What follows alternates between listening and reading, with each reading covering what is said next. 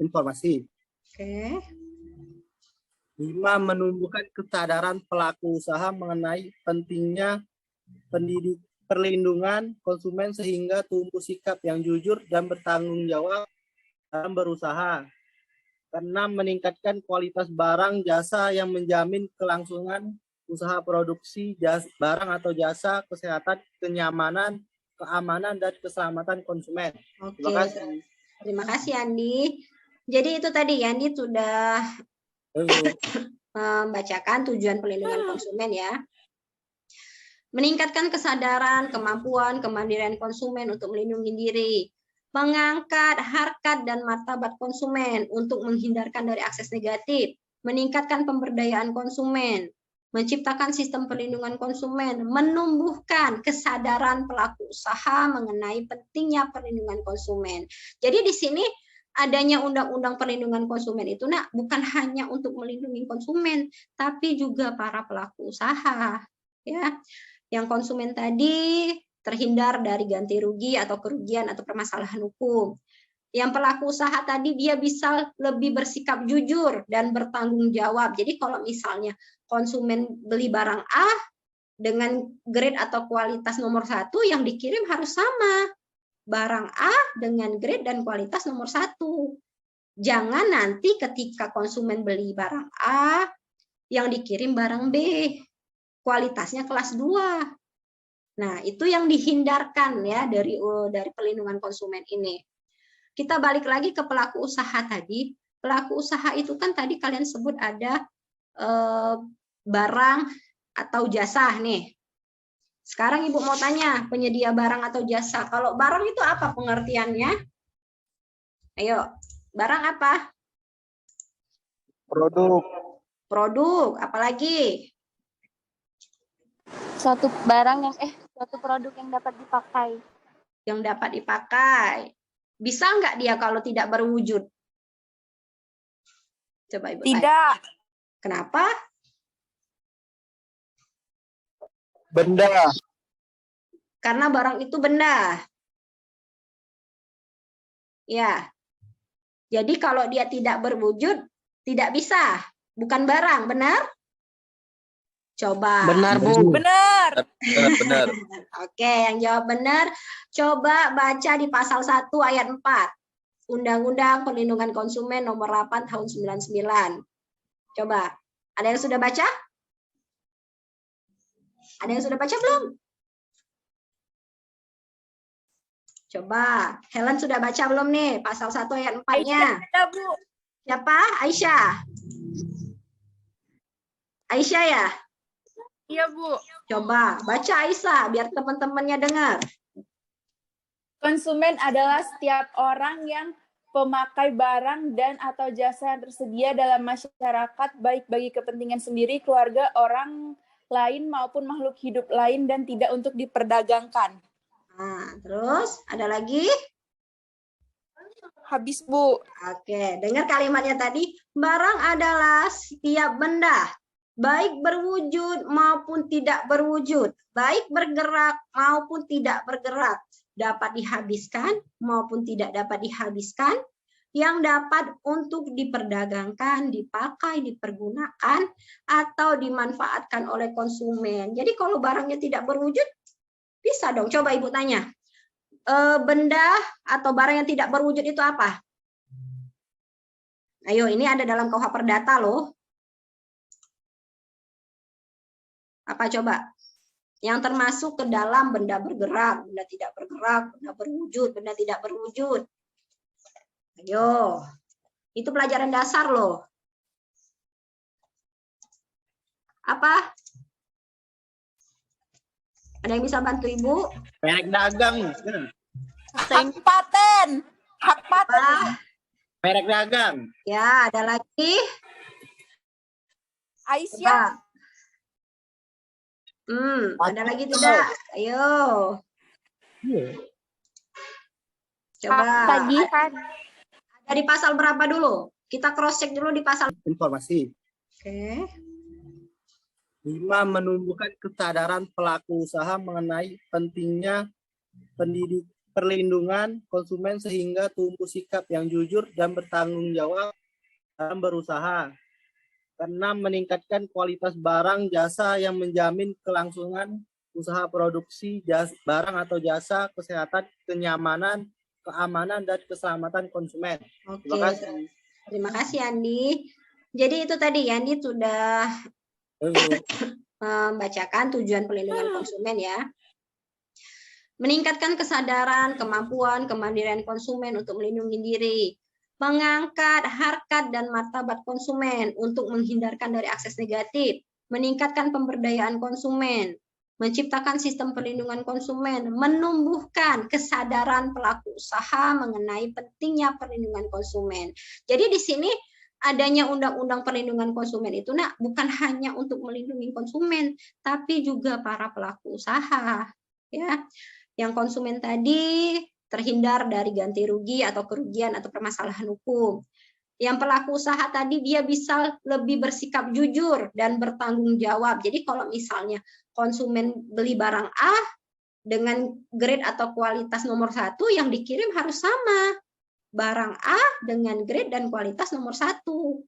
Jangan nanti ketika konsumen beli barang A, yang dikirim barang B. Kualitasnya kelas 2. Nah, itu yang dihindarkan ya dari perlindungan konsumen ini. Kita balik lagi ke pelaku usaha tadi. Pelaku usaha itu kan tadi kalian sebut ada barang atau jasa nih. Sekarang Ibu mau tanya, penyedia barang atau jasa. Kalau barang itu apa pengertiannya? Ayo, barang apa? Produk. Produk, apalagi? Suatu produk yang dapat dipakai. Yang dapat dipakai. Oke, tadi sampai mana? Sampai barang ya. Jadi Pasal 1320. Oke, 1320. Ayat pertama mengatur tentang apa? 1320. Mengatur tentang apa dia? Ayo. Syarat-syarat perjanjian, Ibu. Yang pertama mengatur tentang Cakap anu. cakap. Cakap itu maksudnya apa? Ganteng. Ya. Coba, kalau cakap itu biasanya apa? Yang dimaksud dengan cakap, apakah dia lagak, cantik, cakep, ganteng? Tadi kalian nyebutinnya cakap. Cakap itu apa? Kalau dalam hukum? Mengerti dan paham, Bu. Mengerti dan paham. Apalagi selain itu? Seseorang yang mampu bertanggung jawab. Mampu bertanggung jawab. Kanisa tadi apa? Kanisa? Sama, Bu, mampu. Mampu. Ya. Cakap, mampu bertanggung jawab. Bukan orang di bawah pengampuan ya. Lalu yang syarat yang kedua apa? Kesepakatan. Sepakat. Apa? Sepakat dulu atau cakap dulu, Ibu tanya? Sepakat dulu, Bu. Oke, sepakat dulu. 2, sepakat. Cakap dulu baru sepakat. Yang ketiga apa? Suatu hal tertentu. Satu hal tertentu. Apa itu maksudnya satu hal tertentu? Ya, apaan? Apaan? Tidak dalam paksaan, Bu. Tidak dalam paksaan. Ayo, satu hal tertentu atau objek tertentu itu, Nak. Apa itu? Maksudnya apa? Ada yang jawab? Ada barangnya. Ada barangnya. Apa yang diperjanjikan Oke. harus dikunci. Oke, ada yang diperjanjikan. Oke. Yang keempat apa? Klausa yang halal. Klausa yang halal. Maksudnya apa klausa yang halal? Coba Ibu tanya. Apa itu klausa yang halal? Suatu sebab yang halal, Bu. Ya apa? Halalnya itu apa? Hal yang Tidak bertentangan dengan hukum. itu Dengan hukum yang berlaku dilarang oleh norma sosial. Tidak bertentangan dengan undang-undang. Undang-undang melarang jualan narkoba. Kalian jualan narkoba, itu bertentangan. Misalnya, tidak boleh jual hewan-hewan yang dilindungi. Kalian jual, itu bertentangan. Ya. Kalau ayat 1 dan 2 itu tidak terpenuhi, apa akibat hukumnya? Cakap dan sepakat. Tidak dipenuhi. Akibat hukumnya apa? Akibat hukumnya apa? Ayo, ada yang tahu? Sanksi? Batal perjanjian. Ayo, Peranti apa? Ada istilah hukumnya nih. Kalau cakap dan sepakat itu tidak dipenuhi, apa? Akibat hukumnya? Lupa ya? Tidak tahu. Dapat dibatalkan. Itu kalau bahasa hukumnya dapat dibatalkan. Jadi kalau pasal 1, ayat 1 dan 2-nya itu tidak terpenuhi, itu dapat dibatalkan oleh salah satu pihak. Tapi kalau ayat 3 dan 4, objek tertentu dan klausul yang halal itu tidak dipenuhi, apa akibat hukumnya? Batal demi hukum. Nah, itu pinter, batal demi hukum. Ya. Sering diingat, soalnya itu yang sering keluar pada saat kalian ujian akhir. Nah, jadi diingat itu. Kalau jasa termasuk nggak kalau kita bahas jasa di perlindungan konsumen? Coba Ibu tanya, jasa termasuk nggak? Ayo, Masuk, termasuk. Ibu. Termasuk, kenapa? Coba, ada yang bisa kasih tahu alasannya? Kenapa jasa masuk? Ayo.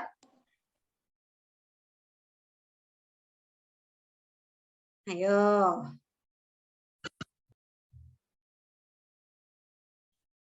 Ayo, apa ayo?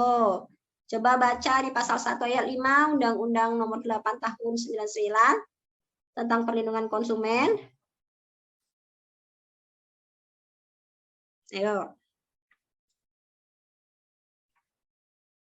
Ayo. Ada yang bisa bantu Ibu nggak? Tuh.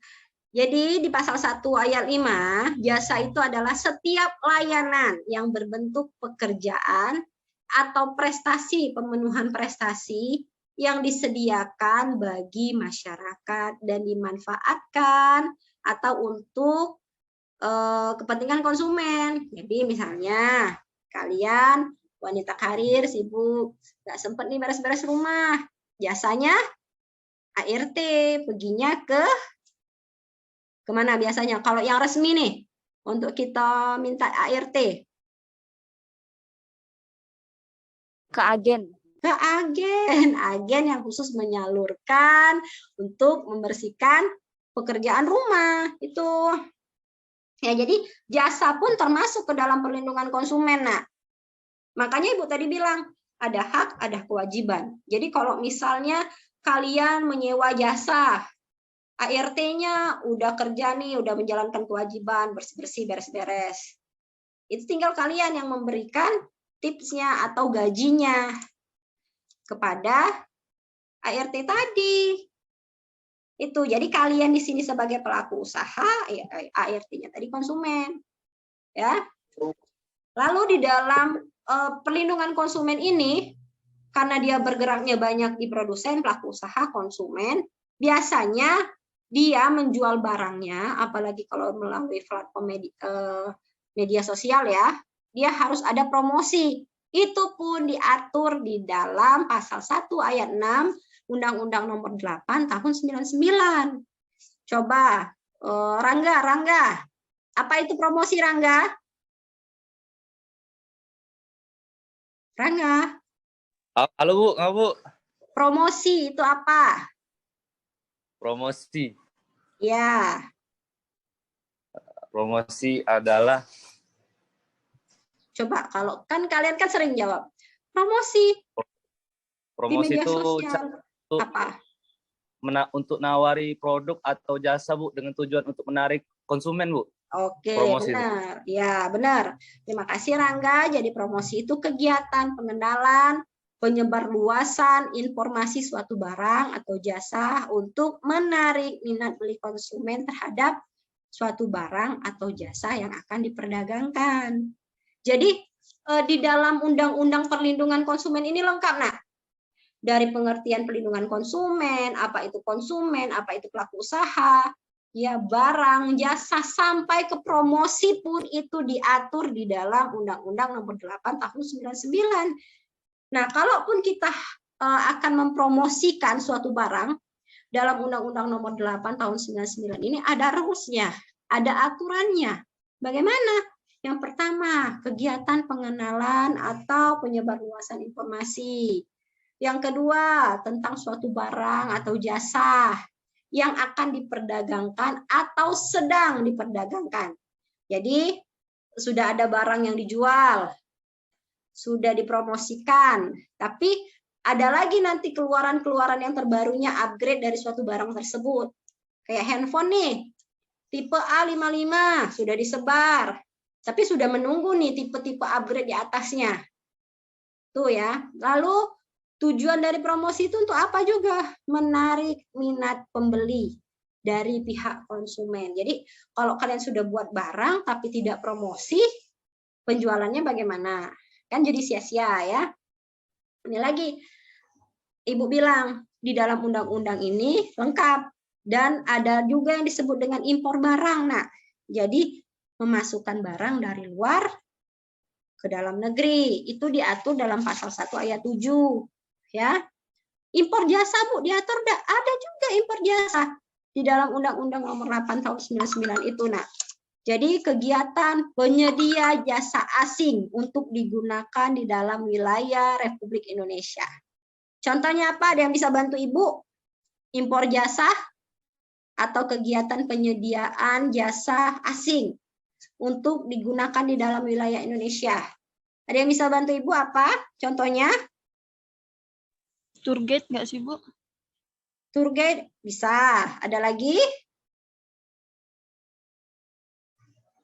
Tapi sebentar. Tour guide, oke, Ibu paham tour guide yang misalnya di Bali ya, yang orang Indonesia nggak paham bisa dipakai untuk di Indonesia. Oke, ada lagi? Coba. Di Freeport, Nak. Coba, di Freeport itu banyaknya orang asing atau orang kita yang jadi pekerja? Orang asing. Orang asing.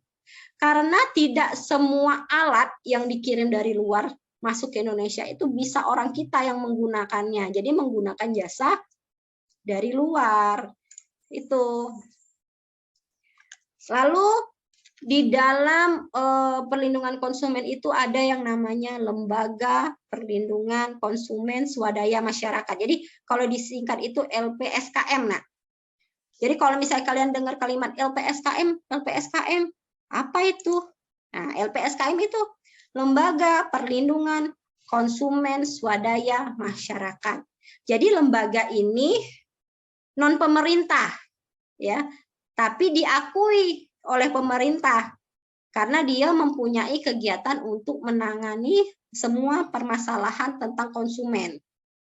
Jadi lembaga ini itu dibentuk untuk meningkatkan partisipasi masyarakat dalam upaya melindungi konsumen serta menunjukkan bahwa perlindungan konsumen itu menjadi tanggung jawab bersama antara pemerintah dan masyarakat. Oke, sampai sini ada yang mau ditanya atau tidak? Ada yang mau ditanya lagi? Karena bahasan kita untuk Undang-Undang Perlindungan Konsumen ini jujur, ini salah satu materi perkuliahan yang menarik. Karena apa? Dia menyentuh langsung di kehidupan kita sehari-hari. Ya, kita yang sebagai konsumen, ibu yang sering pesen barang online. Jadi setelah kita tahu, oh gini nih alurnya kalau terjadi masalah. Oh, kita itu harus jadi konsumen yang cerdas loh. Kita itu harus jadi pelaku usaha yang jujur. Kalau kata orang Palembang itu jangan ngurangi timbangan. Nah, kalau kita nih galak nih ngurangi timbangan. Apalagi kalian pergi ke pasar, beli jeruk sekilo, pas ditimbang di rumah lain. Ditimbangan uang pasar sekilo, ditimbangan di rumah tidak nyampe sekilo. Nah, itu yang sering terjadi di lapangan ya. Makanya setelah kita belajar materi ini, kita tahu tata caranya. Oh, gimana harus minta ganti ruginya. Kalau Ibu selalu menekankan begini, jadilah konsumen yang cerdas, sering-sering baca. Ya, di Al-Qur'an pun kan sering dibuka. Iqra, baca, tapi terkadang kita ya, masyarakat Indonesia pada umumnya itu males baca. Kenapa? Dia lihat dari covernya, oh covernya bagus, fotonya bagus, langsung ambil. Makanya kita sebagai konsumen itu benar-benar harus selektif, benar-benar harus milih ya barang yang masuk ke kita, yang mau kita pakai. Jangan juga kalian misalnya karena sekarang serba online nih, serba canggih nih. Jadi kalian pesan misalnya handphone yang tipe terbaru. iPhone berapa itu? Yang sekarang 14 ya? iPhone berapa? Pahamlah kalian ya dari Ibu pokoknya. Beli online nih, agak yang nyampe-nya mainan, nak. Jadi kalau nak beli handphone mahal, belilah di counter. Yang memang benar-benar counternya Apple, Samsung, maksud Ibu. Jangan mudah tertipu karena harga yang murah. Satu lagi nih, konsumen kita nih. Konsumen kita sering tertipu dengan produk kecantikan. Iya atau tidak? Iya kan? Lihat di iklan, putih dalam seminggu. Ya mano aduh nak, kalau lahirnya hitam, sampai besar juga hitam. Kecuali kalian perawatan, itu lain lagi, dan itu butuh biaya. Jadi jangan sampai yang hal-hal seperti itu kalian mudah termakan. Ya, ada lagi tidak pertanyaan? Ada lagi? Oke, kalau tidak ada untuk perkuliahan hari ini, Ibu cukupkan. Kita akan ketemu lagi insya Allah di minggu depan. Offline ya. Coba, Ibu minta semuanya nyalakan kameranya. Coba, tadi ada yang sambil tidur ini. Ayo. Kameranya dihidupkan, Fajar Gumanta. Ada lagi nih yang belum aktif kameranya.